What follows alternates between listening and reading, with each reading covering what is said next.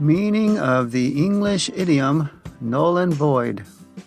Null and void is a legal term that means canceled or ineffective.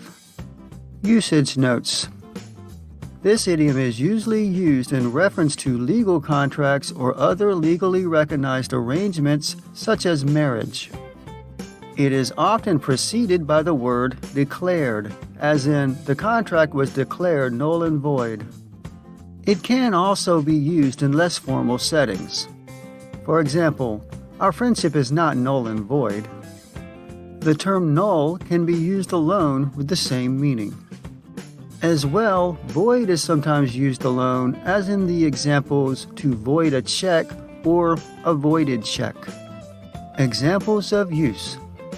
The studio declared the contract null and void when the actor violated its terms. Although she had been married for 10 years, Marie's husband had been missing since the first month, so the marriage was eventually declared null and void. If you break the rules of the lease, it is null and void. The election was declared null and void, and new candidates threw their hats in the ring. Since both parties were not of legal age, the judge declared the contract null and void. Origin of idiom. This idiom was first recorded in print in 1669. Null and void are actually redundant terms in this idiom, as they both mean without effect or ineffective.